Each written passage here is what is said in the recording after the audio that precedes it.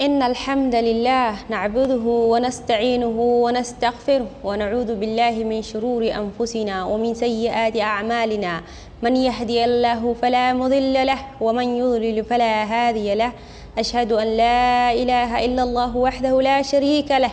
وأشهد أن محمدًا عبده ورسوله صلى الله عليه وعلى آله وصحبه ومن تبعهم بإحسان إلى يوم الدين.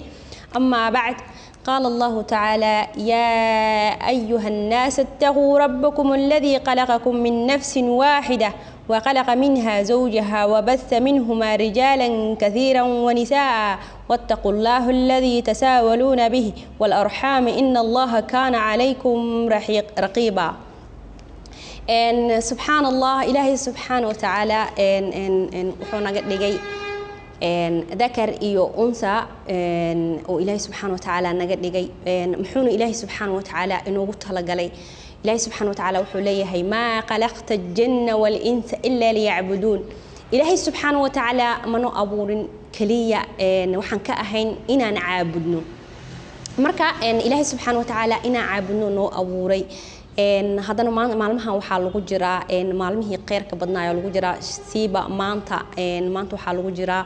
maalintii 15 Shacbaan lagu jiraa. subxaanallah, ilaahay subxaanahu wa tacaala hanaga dhigo kuwa mar walba qeyrka ku tartama. ilaahay subxaanahu wa tacaala wuxuu yiri wasaari'uu ilaa maqfiratin, u tartama dambi dhaafka u tartama. marka subxaan allah, maxaa inoo diidaa inaan u tartanno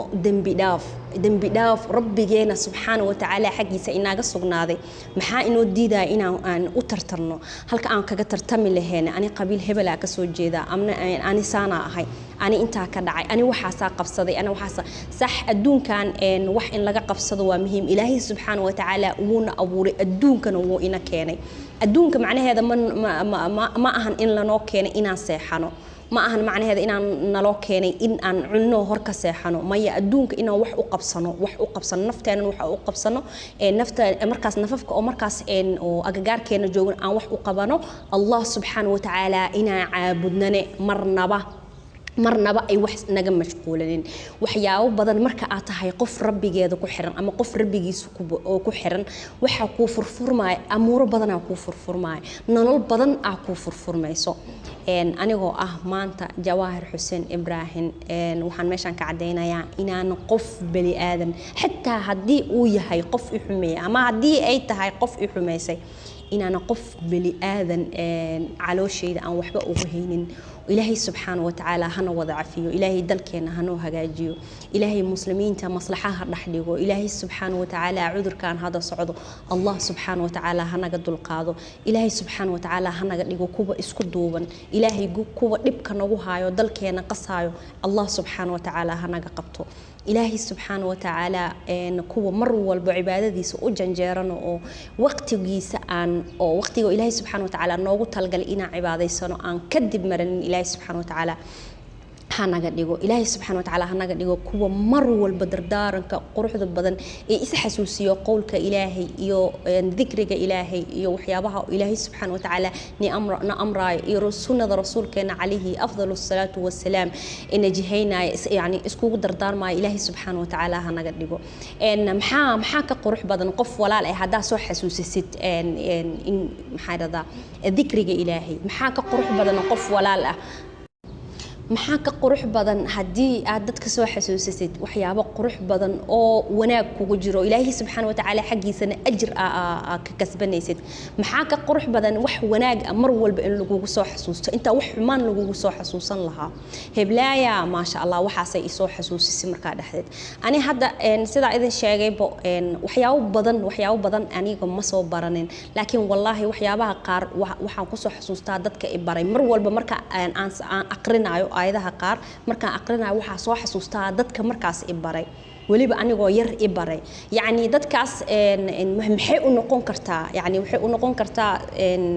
ajir oo waligiisa uusan dhamaan inta aan noolaa aan soo xasuusanahay uusan ka dhamaanay oo noqonaysa marka wax xun inta ka tagi laheeday wax wanaag ka tag adduunkan lagu mawaara qof walba uu ogyahay adduunka hadii lagu waari lahaa nabi Muuse calayhi salaam markuu uu imaaday malaga uu dhahay naftaada la ii soo diray oo dharbaaxsho